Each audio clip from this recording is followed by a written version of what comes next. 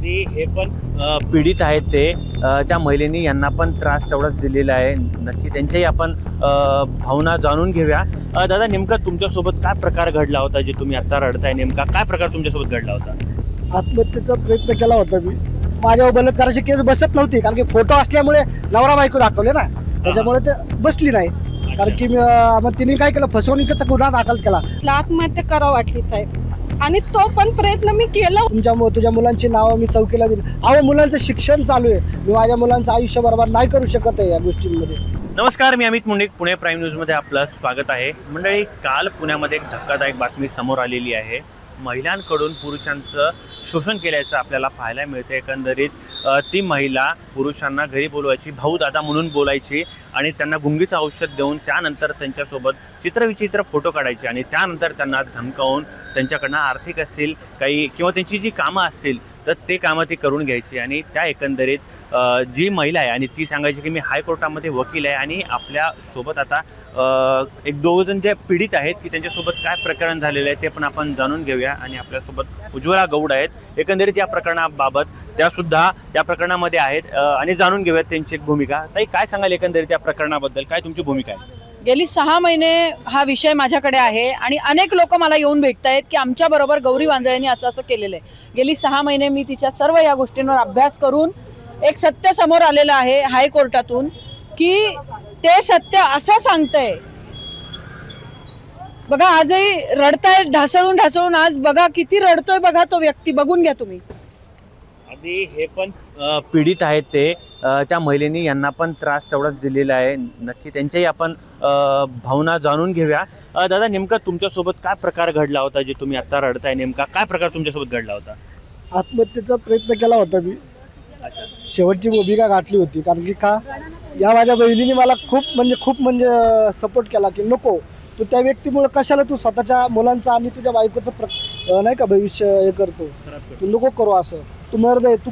तिने मला प्रत्येक वेळेला असं हे केलंय की नाही का, त्या महिलेचं नाव काय? त्या महिलेचं नाव गौरी वांजळे। गौरी वांजळे? कुठलं नाव सांगू तिचं मी? गौरी वांजळे सांगू का, तिचं मी सुरवशे सांगू का, तिचं मी ते सुरवशे 5-6 नवरेत, मी तर 7वा-8वा असेल, मला माहिती नाही। म्हणजे नेमका हा काय प्रकार होता जे तुम्ही म्हणता 5-6 नवरे? म्हणजे नेमका काय प्रकार आहे? ती काय करायची, लोकांना आहे ना हॅरेसमेंट करायची, त्यांना प्रेशर टाकायची, त्यांच्याकडनं पैसे उगळायचे।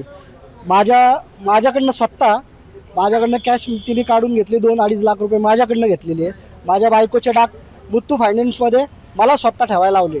मी घरी येऊन, बायको घरी नसताना मी कपाटातलं डाक घेऊन त्या बाईमुळे डाक ते सगळे ठेवून 2-3 लाखाचे ते डाक परत ते, आणि माझ्याकडची कॅश 2-3 लाख रुपये, असे सगळं म्हणजे तिने मला पूर्ण निस्तानाबूत केलेलं आहे त्या बाईने।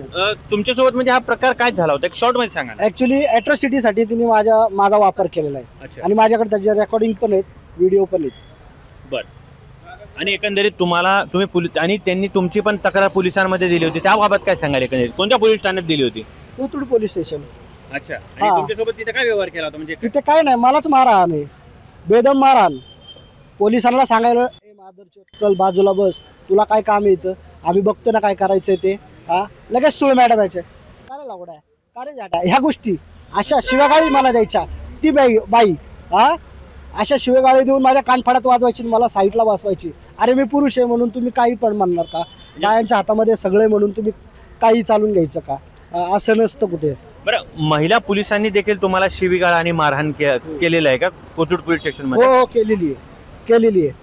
अच्छा, सुळ मॅडमनी केलेली आहे आणि तिनेच कपडे काढून मला मारलेलं आहे ऍक्च्युअली।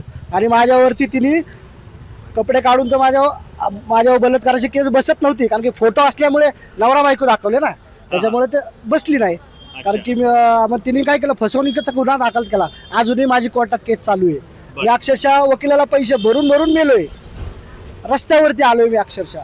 मी राहतं घर सुद्धा त्या बाईमुळे आज सोडलं इथलं, कारण की मागच्या वेळेला मी तिच्या मुलीला इथे दिसलं चौकीमध्ये, तिने काय केलं, मला लगेच मेसेज टाकला, मेसेज पण आहे माझ्याकडे, काय की माझ्या जावयाला सांगून तुझ्या मुलांना शाळेमध्ये हाणमार करायला हवी, तुला आता नाही का जास्त शेपारलाय, असं करायला लागलाय, तुला आता मस्ती आली आहे, या गोष्टी परत मला मेसेजमध्ये येत। अगदी तुम्ही महिला म्हणून किती वेळा सेफ कार्ड घेऊन साईडला होणार, बाजूला होणार, महिला म्हणून याचा मात्र गैरवापर केल्याचं आपल्याला या ठिकाणी पाहायला मिळते। आणि हे जे पीडित आहेत त्यांच्या या अर्धांगिनी म्हणजे त्यांच्या पत्नी आहेत. ताई, नेमकं ज्यावेळेस आता यांनी सांगितलं की त्या महिलेसोबत यांचं सुद्धा लग्न झालेलं होतं, ज्यावेळेस तुम्हाला ही गोष्ट कळाली ते पचवणं किती कठीण होतं तुम्हाला? खूप त्रास झाला मला याच्यामध्ये खूप. माझा मोठा मुलगा डिप्रेशनमध्ये गेला होता, त्याला बाहेर काढता मी सांगते, त्याला बाहेर त्याच्या शाळेतल्या मॅडमनी काढला, जी काउन्सिलर असती त्यांनी काढलं त्याला त्याच्यातून बाहेर. अच्छा. डिप्रेशनमधून. ज्यावेळेस तुम्हाला कळालं की तुम्ही म्हणालात की तुम्हाला फोटो सुद्धा दाखवण्यात आले तुमच्या पतीचे आणि त्या महिलेचे, मग त्यावेळेस म्हणजे तुमच्या त्या प्रथमदर्शनी ज्यावेळेस तुम्ही पाहिलं तर त्यावेळेस तुम्हाला काय वाटलं हे बघून? सगळं काय वाटलं, आत्महत्या करावं वाटली साहेब. आणि तो पण प्रयत्न मी केला होता तो पण प्रयत्न, पण नाही म्हटलं. काय होतं सर माहिती आहे का, या प्रकरणामध्ये आम्हाला फक्त आहे ना मुलांच्या धमक्या जास्त असायच्या. आम्ही मुलांमुळे ना आत्तापर्यंत गप्प बसायचो, मुलांच्या धमक्या सतत मुलांना, आणि माझ्या मुलांची नावं सुद्धा तिने टाकली होती. त्याच्यामुळे नंतर तर मी शांतच झालो पूर्ण, की नाही का तुझ्या मुलांची नावं मी चौकीला दिली. अहो, मुलांचं शिक्षण चालू आहे, मी माझ्या मुलांचं आयुष्य बर्बाद नाही करू शकत आहे या गोष्टींमध्ये काय, त्याच्यामुळे आम्ही शांत बसायचो. बरं, आपल्यासोबत अजून एक रोहित मारणे म्हणून आहे, त्यांच्यावरती देखील अपात्रतेचा गुन्हा दाखल झालेला आहे आणि त्या अदखलपात्रचा, आणि त्या महिलेनेच हा गुन्हा कोथरूड पोलीस स्टेशनच्या मार्फत त्यांच्यावरती गुन्हा दाखल केलेला आहे. नेमकं काय प्रकरण होतं तुमच्यासोबत, काय सांगाल? माझं प्रकरण म्हणजे ती जे फ्रॉड करते, सगळ्या पुरुषांना जे खोट्या बलात्काराच्या धमक्या देऊन पैसे उकळते, त्या विभागात मी एक व्हिडिओ बनवला होता काही दिवसांपूर्वी. कारण मी पुणे पोलिसांना आवाहन केलं की तिच्यावर कारवाई करा. तर त्या महिलेने तिथं जाऊन पोलिसांना खोटी दिशाभूल करून असं सांगितलं की रोहित मारण्याने माझ्या आवाजाचा गैरवापर केला आहे. त्या ठिकाणी पोलिसांनी जर ते नीट व्हिडिओ पाहिले असते तर त्या महिलेवर कारवाई करायला पाहिजे होती, पण खोटा माझ्यावर गुन्हा दाखल केला. त्या ठिकाणी मी या कोथरूड पोलिसांचा धिक्कार व्यक्त करतो. त्या महिलेमुळे आता तुम्ही पाहिलं असेल की खूप लोक डिप्रेशनमध्ये गेलेत. अजून खूप अशी लोक आहेत जे आमच्याकडे जोडली जातात आहे या माध्यमातून. त्या महिलेला खूप लोकांना फसवले. अजून एक आपल्यासोबत पीडित आहेत. आता तुमच्यासोबत त्या महिलेने काय केलं आणि ती महिला कोण आहे आणि तुम्हाला काय म्हणून तिने फसवले, नाव सांगा. तिचं नाव गौरी वांजळे म्हणून आहे. त्या महिलेला मी ह्यापूर्वी कधीच भेटलो नाही आहे. या प्रकरणातनं मला डायरेक्ट असाच फोनवरनं मला सांगितलं की तुझ्या चुलत्या मी ओळखीचे आहे, आणि त्याच्यावरनं मला रेकॉर्डिंग वगैरे पाठवलेलं आहे. हे बघा तुम्ही, ह्या नंबरवरनं ती पाठवलेलं आहे. तू पोलिसांना किती पण पैसा घाल, माझं काय उघडू शकत नाही आहे. कोथरूड पोलीस माझ्या हातात आहे. मी यापूर्वीचे DCP ना मी हायकोर्टामध्ये उभे केले, माझे रेट चालू आहे. अशा नाना प्रकारच्या मी मोठी करते. मी नीलमताई गोरेबरोबर काम केलेलं आहे. अशा नाना प्रकारच्या मोठ्या मोठ्या लोकांबरोबरचे नावं दिलेली आहे त्यांनी. आणि मला तिने बलात्कार सारख्या केसमध्ये अडकवेल, तू त्या घराचा नाद सोड, तुला माहिती नाही मी कोण आहे, अशा नाना प्रकारमध्ये त्यांनी मला. हे घर त्यांना बळकवायचं होतं का? त्यांनी असं म्हणजे असं त्याच्यामध्ये आहे की ते त्यांनी सुपारीच घेतल्यासारखं आहे की तो घराचा ताबा त्यांना यायचा देण्यासाठी 2-3 लाख रुपये घेतले, असं माझा आरोप आहे. बरं, ताई एक शेवटचा प्रश्न तुम्हाला घेतो. ताई, वारंवार आता हे सगळे जे पीडित आहेत ते एकाच ठिकाणी स्टॉप होते, जे कोथरूड पोलीस स्टेशन. नेमकं कोथरूड पोलीस स्टेशनमध्ये म्हणजे ती जी महिला आहे जी सर्वांना धमकी देते, म्हणजे त्यांचे यांचे कोथरूड पोलीस स्टेशनचे काही संबंध आहेत का? तुम्हाला काय वाटतं याबाबत? अहो, गौरी वांजळे ऑन रेकॉर्ड बोलते, माईकवर बोलते की कोथरूड पोलीस स्टेशन माझ्या खिशात आहे. कोथरूड पोलीस स्टेशनच्या काही महिला पोलिसांबरोबर तिच्या पार्ट्या चालायच्या पोलीस स्टेशनमध्येच, याचे देखील आमच्याकडे पुरावे आहेत. आणि पुण्याच्या बाहेरच्याही लोकांच्या तक्रारी त्या कोथरूड पोलीस स्टेशनलाच तिने केलेल्या आहेत. आणि पोलिसांकडून ताबडतोब जर तिच्या विरोधात कोणी पोलीस स्टेशनला गेलं की पोलीस स्टेशनमधून लगेच गौरी वांजळेला फोन जातो की तुझ्या विरोधात अशी अशी तक्रार आलेली आहे. लगेच तिचा 1 मिनिटात त्या फिर्यादीला धमक्यांचा कॉल, तुमच्या मुलांना उचलेल, तुम्हाला मारून टाकेल, कापून टाकेल, मागं गुंड लावेल. बरं, याबाबत तुम्ही आता CP ऑफिसला सुद्धा जाऊन आलात, तुम्हाला काय तिथनं काय सांगण्यात आलं? आज CP साहेबांची भेट घेतली या विषयामध्ये. अनेक पीडित मी सोबत नेलेले होते. अजून खूप लोक आहेत ज्यांना मी नेलं नाही, पण CP साहेबांनी DCP कदमांना फोन करून सांगितलेलं आहे की या प्रत्येक पीडितेचं जे काही आहे FIR रीतसर घ्यायची आहे. आणि आम्ही वैयक्तिक या ठिकाणी आज आवाहन करतोय की जर तिला आत्ताच्या आत्ता तात्काळ अटक केली नाही तपासासाठी, कारण गौरी वांजळेला अटक केल्यानंतर मी जबाबदारीने सांगतेय खूप मोठ्या मोठ्या लोकांचं रॅकेट बाहेर पडणार आहे.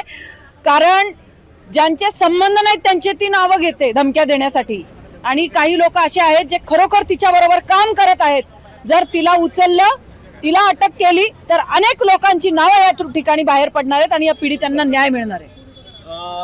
नक्कीच. आणि ती जी महिला आहे तिची जी कॉल रेकॉर्डिंग आहे की तू जर या एकंदरीत या प्रकरणामध्ये जर आला तर तुझ्यावरती देखील मी बलात्काराचा गुन्हा लावेल अशी देखील त्यांची एक क्लिप आहे आपल्याकडे, ते पण आपण ऐकू. म्हणजे वारज बाळकावलेल्याचं तू आहे ना हे करतो, लपून ठेवतो लोकांपाशी. तुझ्या एवढा गुन्हा दाखल करून तुझी जिरली नाही म्हणजे तुला नक्कीच नक्कीच जसं आपण ऐकलं ही कॉल रेकॉर्डिंग पण आपण ऐकूत. आणि मुख्य म्हणजे तुम्ही महिला आहात, मग ह्याचा सेफ कार्ड तुम्ही किती वेळ खेळणार. आणि एकंदरीत एवढे जे पीडित आहेत अक्षरशः त्यांच्या डोळ्यातून आपल्याला बोलते वेळेस अक्षरशः त्यांच्या डोळ्यात सुद्धा पाणी आलेलं होतं. आणि नेमकं सगळ्या या गोष्टी कोथरूड पोलीस स्टेशनच्या तिथेच येऊन का थांबतायत, तर नेमका हा देखील आपला पुढे मोठा प्रश्न निर्माण आहे. आणि नेमकं यावरती आता या महिलेवरती काय रितसर ॲक्शन घेणार हे देखील तितकंच पाहणं महत्त्वाचं ठरणार आहे. कॅमेरा पर्सन सोबत अमित मुंडे, पुणे.